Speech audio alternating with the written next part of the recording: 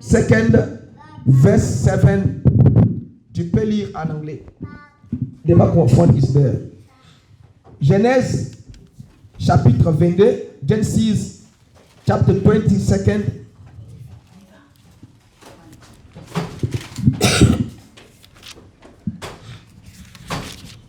Help me your Bible and to read. Chapitre, à partir du verset 7. Genèse chapitre 22, à partir du verset 7.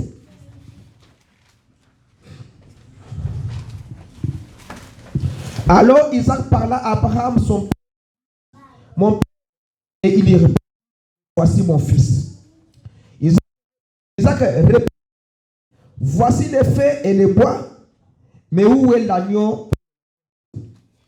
Abraham répondit, Dieu se pourvoira lui-même de l'agneau. Et ils marchèrent tous les deux ensemble. 7 to 8.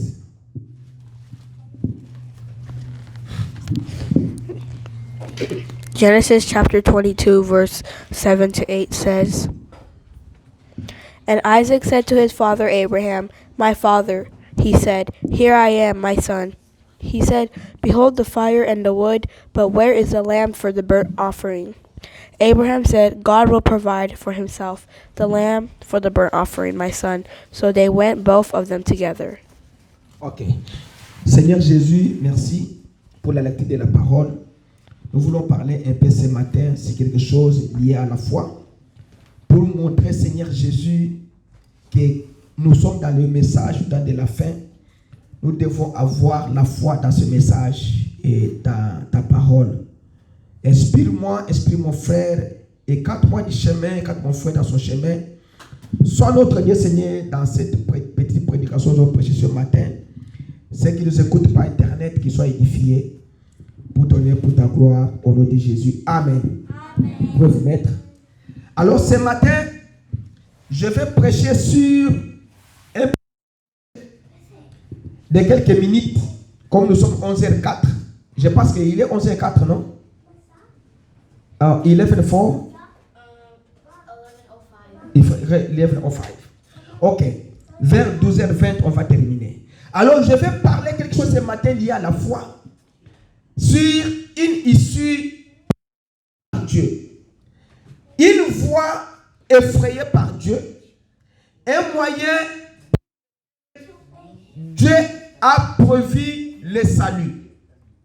Alors, si Dieu a pourvu à une voie et que nous trouvons que cette voie à laquelle Dieu a pourvu, nous pouvons avoir le salut, c'est que nous devons accepter la voie par laquelle Dieu a placé pour nous afin que nous puissions avoir le salut. Si Dieu a effrayé une voie pour la guérison divine et que nous les chrétiens, nous voyons que cette voie que Dieu a ouverte ou a ouvert pour nous et qui nous amène vers la guérison, nous devons accepter cette voie-là. Si nous, cette voie que nous avons, que Dieu a placée devant nous, nous voyons que cette nous amène au bonheur. Nous devons accepter cette voie-là. Toutes les voies, tous les chemins que Dieu effraie ses enfants pour les amener à un bonheur éternel, ces enfants doivent accepter cette voie-là. Parce que c'est la voie à laquelle Dieu a placé afin que vous puissiez arriver au bonheur. Dieu, dans l'Ancien Testament, il avait créé l'homme. Et l'homme avait péché. Il y avait une voie que Dieu avait tracée à l'homme pour avoir la vie éternelle. Il avait dit à l'homme, ne mangez pas de ces fruits qui est dans le jardin d'Éden, de l'arbre qui est au milieu du jardin d'Éden. C'était pour les saluts. Quand vous allez mourir, vous vivrez éternellement. C'est une voie à laquelle, une issue à laquelle Dieu a l'éternel, c'était de ne pas toucher à l'intérieur. Alors, quand l'homme a touché, l'homme s'est touché que nous nous reproduisons aujourd'hui. Ce n'était pas la volonté de Dieu. La volonté de Dieu, c'était que Dieu multipliait les hommes par la création et non que l'homme se multiplie lui-même. Si Dieu avait la volonté que l'homme se multiplie lui-même, il ne pouvait pas interdire l'homme de toucher à l'interdit. Alors, quand l'homme a et il avait son droit qu'il avait dans le jardin d'Éden, il fallait maintenant qu'il y ait quelqu'un qui devait venir amener le droit que l'homme avait péché. Et pour arriver à ce rédempteur, Dieu devait d'abord effrayer une voie. Excusez-moi. Dieu devait d'abord effrayer une voie, préparer un chemin jusqu'à arriver au rédempteur. Dieu ne pouvait pas. Excusez-moi.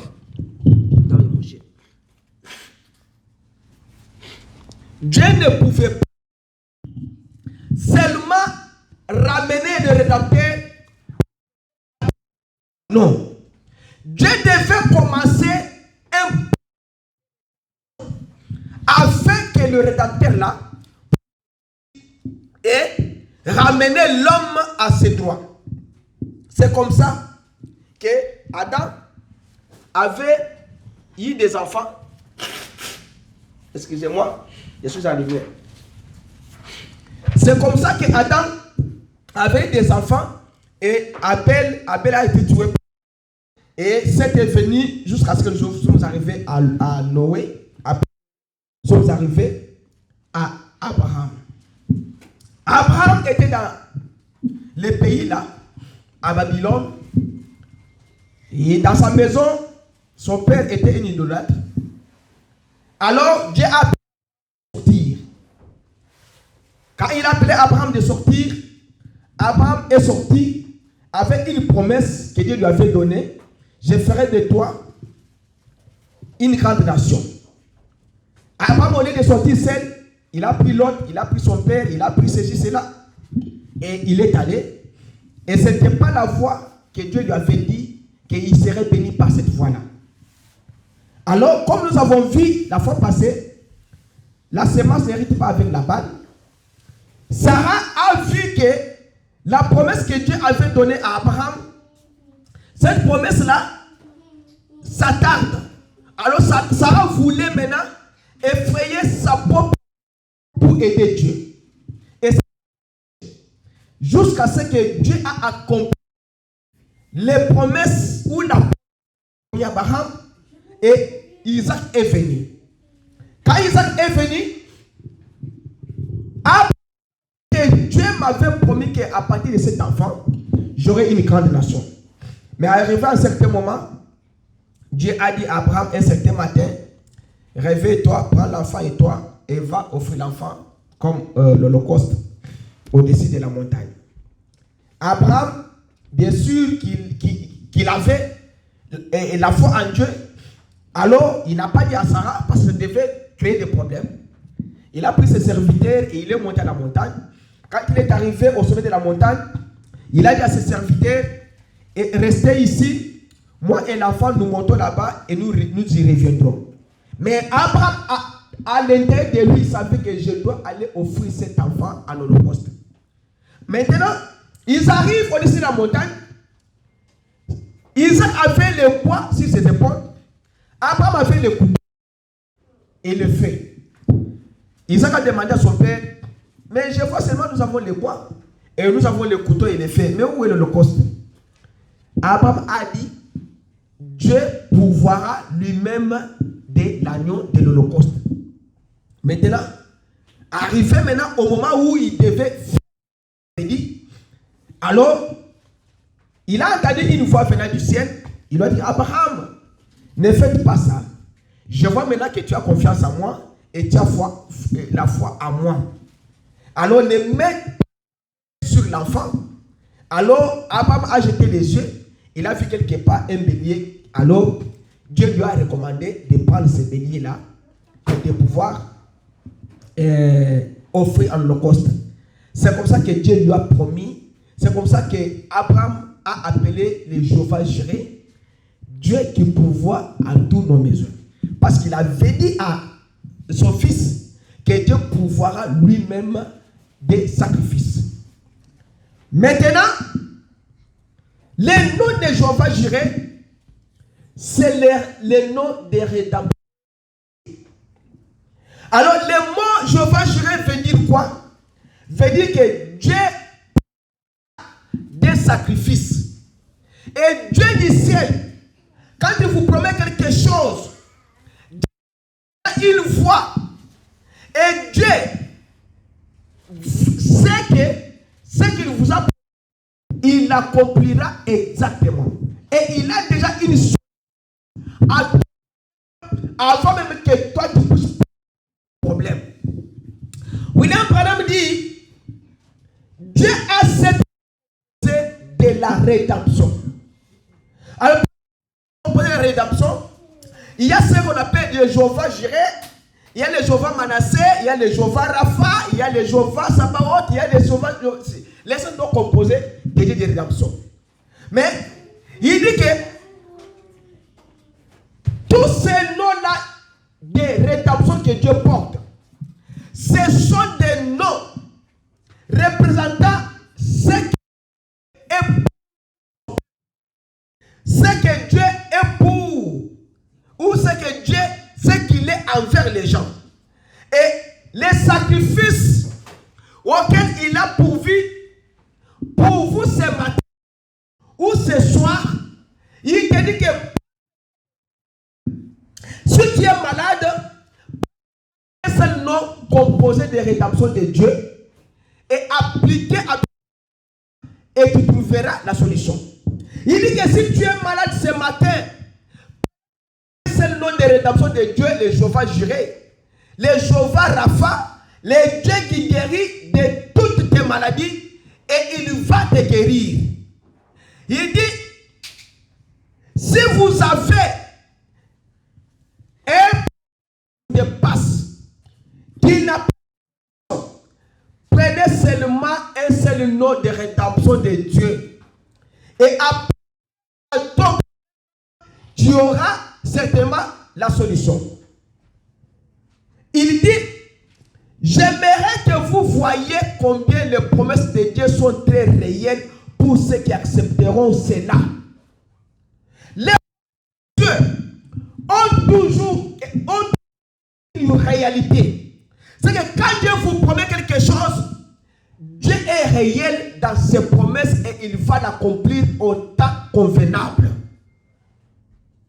Même si cela existe une séparation du monde, vous devez le faire afin de pouvoir arriver à ses promesses. Abraham, pour arriver à ses promesses, Dieu lui a fait une séparation totale avec le monde, avec les gens de sa famille, avec ses amis, avec ses copains. Dieu lui a dit, c'est comme il avait dit au avec Moïse, c'est pas ces gens. Dieu, quand il exige une séparation totale d'avec toutes les choses du monde. Une annihilation des choses mondaines. Et vivre ça avec le monde. Tu as des amis qui sont mondains. Tu es des chrétiens, tu es un chrétien. Tu as des camarades qui sont mondains. Ça ne marchera pas. Et des fois, nous faisons des choses du monde que Dieu n'aime pas. Nous appelons des chrétiens. Nous sommes avec les filles. Nous sommes des chrétiens. Nous sommes avec les hommes. Nous sommes des chrétiens. Nous nous agenouillons et nous critiquons les autres. Nous haïssons les gens. Nous chassons les gens. Nous invoquons les esprits. Et nous faisons tout ce que les mondes font. Les mondes, les gens de ce monde, ce qu'ils font, que les chrétiens doivent imiter. Dieu vous dit ce matin que quant à la bénédiction, quant à la guérison, si vous voulez être guéri, si vous voulez être béni, c'est pas quoi avec les choses du monde. Si vous ne vous séparez pas avec les choses du monde, Dieu ne vous bénira pas. Parce que la Bible dit que c'est le monde et les choses du monde, l'amour de Dieu n'est pas.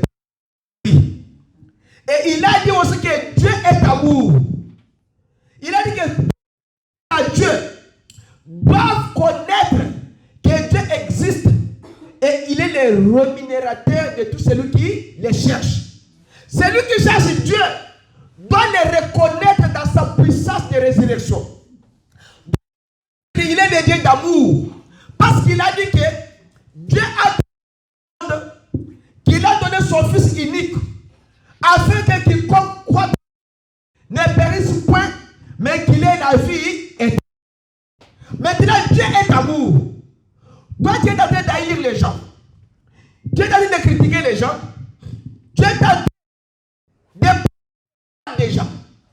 C'est pourquoi Dieu te dit ce matin, vous devez vous séparer avec les choses du monde avant que Dieu. Et quand on croit à Dieu, on croit en Dieu par la foi. Abraham, quand il avait cru Dieu, il avait cru. Abraham n'avait pas raisonné en lui que non, j'ai raison d'abord, est-ce que la foi qui m'a parlé, c'est Dieu. Est-ce que ce que j'ai fait réellement, est-ce que Dieu est avec moi? Est-ce que la personne ici, c'est Dieu ou ce n'est pas Dieu? Vous savez, quand vous avez le ministère de William Branham le voit lui parler depuis l'enfance.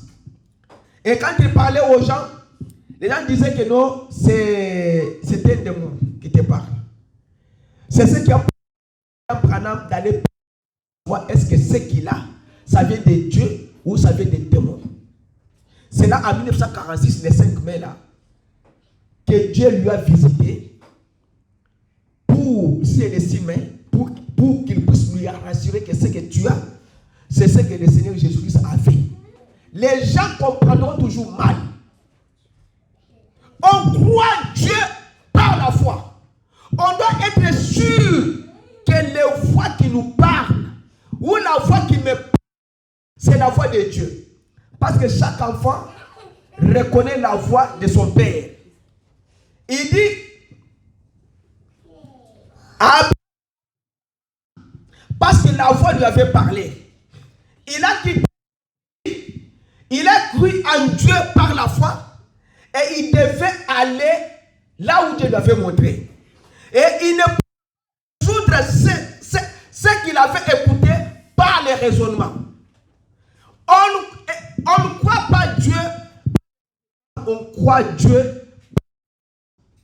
Et il dit, contrairement à ce que dire, contrairement aux recherches scientifiques, contrairement à l'âge de sa femme ou de son âge, Abraham avait que celui qui m'a parlé, c'est l'Éternel Dieu.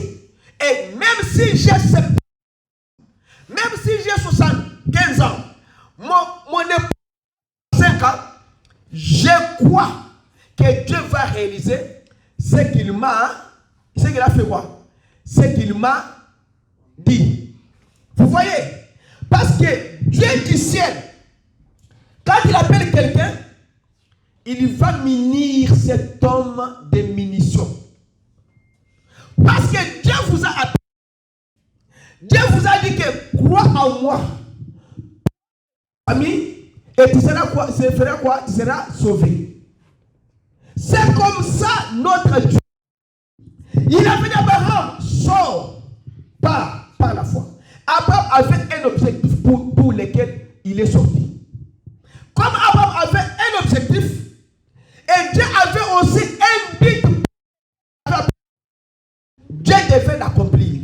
C'est comme ça que ce matin, quand vous venez à l'église, quand vous êtes à l'église, vous devez avoir un but de venir à l'église.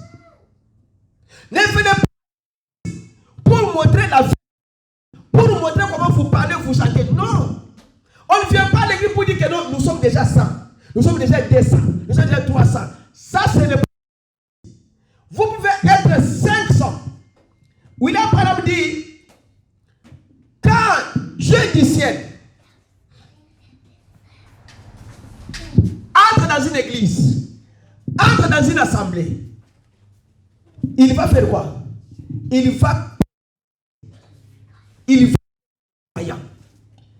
Qui me croit réellement et qui ne me croit pas réellement. Quand le diable vient, il compte. Nous sommes 25, nous sommes 40, nous sommes 50. Nous avons des véhicules de luxe dehors là-bas. Nous avons un très bon bâtiment coloré. Et chez eux là-bas, ils n'ont pas même les rideaux derrière là-bas. Ils n'ont pas des images. Ça, c'est Satan qui fait ça. Quand Dieu vient, il regarde le cœur sincère. Qui a le et qui n'a pas. Vous voyez, quand j'étais enfant, j'étais allé dans une carrière de diamants. La nuit, dans chaque carrière, il n'y a pas d'électricité. Même s'il y a l'électricité, il y a beaucoup. Maintenant, j'étais un enfant, j'observais dans l'obscurité là, je voyais les bougies et les ampoules et les lampes qui s'allumaient dans la carrière là-bas. Moi, c'est à la montagne. Vous voyez qu'il y a une lampe ici, une lampe là-bas, une lumière ici, une lumière de la bougie ici et là-bas. Mais pourquoi il n'y avait que les ténèbres? Alors la chose m'a dit que vous voyez comment vous voyez les ampoules là-bas. Tu peux compter 8 ampoules. Toutes. Tu peux 5 lumières. C'est comme ça que Dieu voit ses enfants dans les ténèbres. Et Dieu, quand il est dans l'église, il voit les lumières qui sont au-dessus de vous. Il ne regarde pas les nombres. C'est quand Dieu vient, il pèse les croyants. Il ne compte pas. C'est Satan qui compte 50, 100, 300 véhicules, 400 véhicules. Dieu il vient, il vous pèse. Combien? Michel a dit que votre balance soit juste. Ah! Si vous nous pesez la balance de Dieu, cherchez comment vous pouvez peser la balance de Dieu. Et qu'est-ce qui a fait que vous pouvez diminuer le poids dans la balance de Dieu? C'est la mondanité. Ce sont des choses du monde qui enlèvent les poids dans la balance de Dieu. Parce que vous n'avez pas Dieu. C'est pourquoi les choses vous arrivent comme ça. Alors il dit, vous tel que vous êtes là, croyez que ce que Dieu vous a dit, il l'accomplira.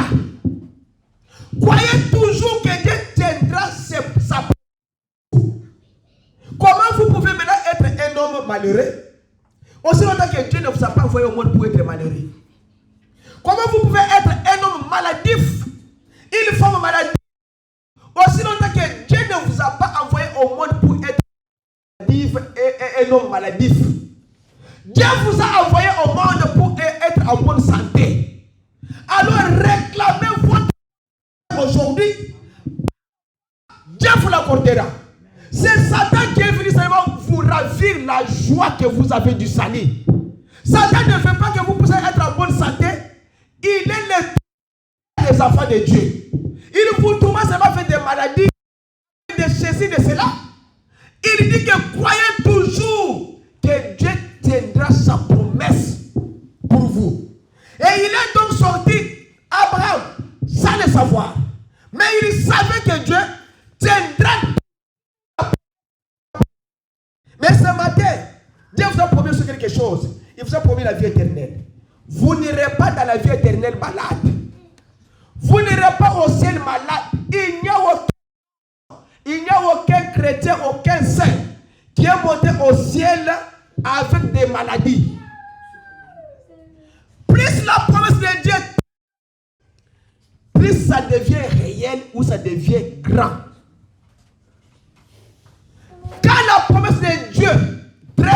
commence à durer. Oh, Dieu m'avait promis que j'aurais un enfant. Dieu m'avait promis que j'aurais le mariage. Dieu m'avait promis que je serais un grand. Pour le monde, quand ça, le monde s'écarte de Dieu. Pour les enfants de Dieu, quand la promesse et ça devient réel et grand, c'est que vous devez avoir foi en Dieu. Parce que Dieu, quand il sait quand il va te donner. Celui qui pouvait te voler les biens n'est pas encore mort. Dieu est en train d'attendre que ton ennemi meure afin qu'il te bénisse. Vous ne savez pas. Et vous pressez Dieu. Seigneur, donne-moi.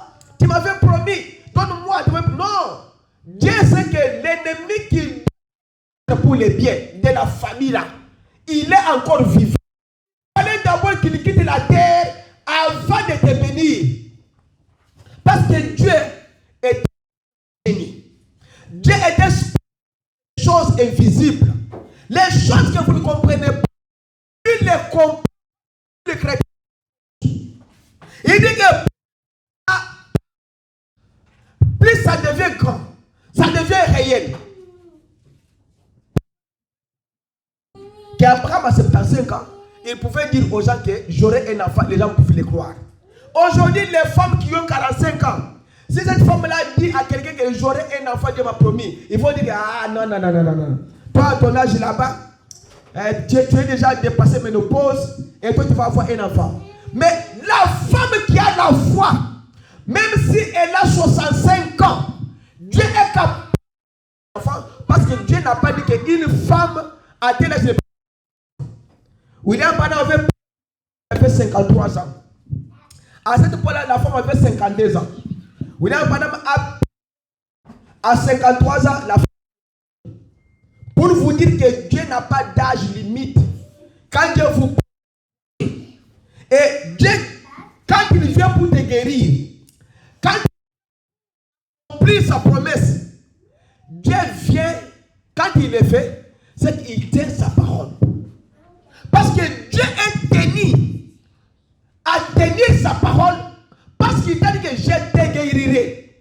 Je guérirai les pays. Dieu le sait. Il dit que au lieu que tu puisses te lamenter, au lieu que tu puisses te chamailler, discuter avec les gens sur des promesses.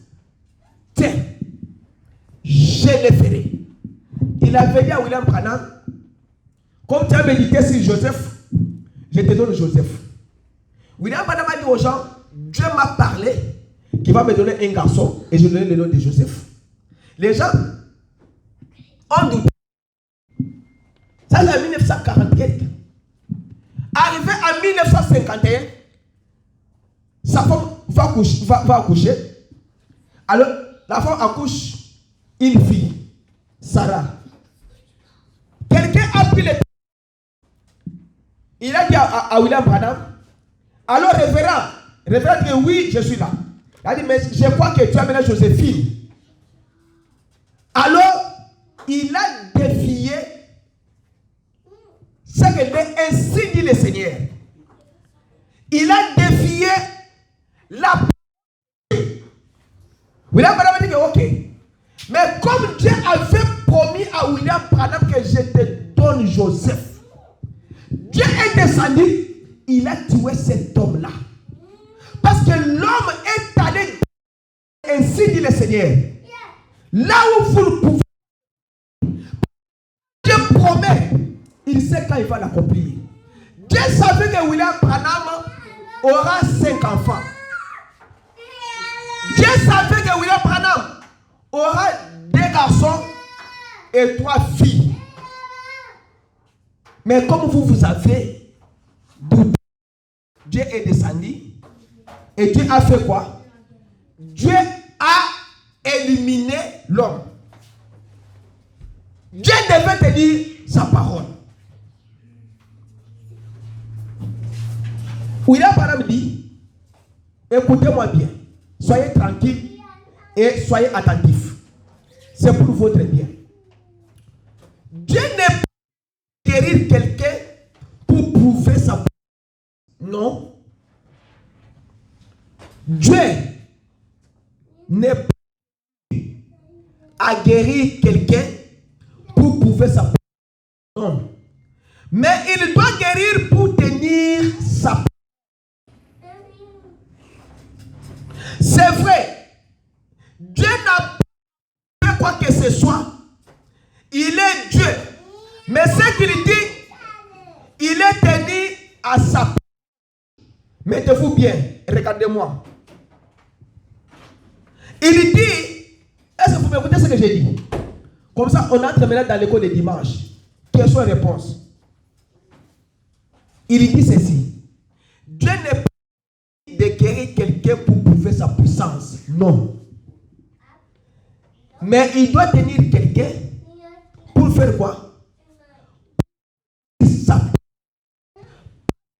Que je suis le Jéhovah Rapha. Vous voyez? Il ne faut pas regarder derrière, regarder devant moi ici et écouter ce que je vous dis. Laissez cet enfant-là tranquille. Ce sont des enfants. Il dit, Dieu n'est pas de guérir quelqu'un pour prouver sa puissance. Non. Mais il doit guérir pour tenir sa parole. Parce qu'il a dit que par ses meurtrissures, nous sommes guéris. C'est vrai. Dieu n'a pas que ce soit. Il est Dieu. Mais ce qu'il dit, il est tenu à sa parole. S'il t'a promis, c'est ma divine. Et dans sa parole, il y a un mot qui dit que Dieu guérit de toute forme. C'est que la guérison divine est réelle et est réglée pour toi. S'il a été blessé pour nos péchés, et que ce n'est pas ces maîtrises que nous avons été, c'est ce qui est le sacrifice que Dieu a pour afin de être guéri. Parce que dans le nom de rédempteur de Dieu, il y a un nom qui est appelé le Jéhovah Rapha. Vous voyez? Il dit que tout ça s'est réglé dans sa parole. N'ayez pas. La maladie, c'est. Ah, ça, vous devez le savoir. La maladie, c'est un démon. La c'est un démon. Si Dieu dit, moi, je suis l'éternel de vos maladies. Où est votre. Prenez la. Marchez avec ça et c'est fini pour toi. Raphala, il a dit, je suis l'Éternel qui guérit de toute. C'est une issue effrayante. C'est. Et c'est. Je peux dire quoi? C'est ce que Dieu a trouvé. Les noms que Dieu a trouvé magnifiques pour votre guérison, il faut qu'on l'appelle. Si donc la guérison divine est dans la paix, cela est réglé pour toi. C'est pareil pour Abraham. Advienne que Abraham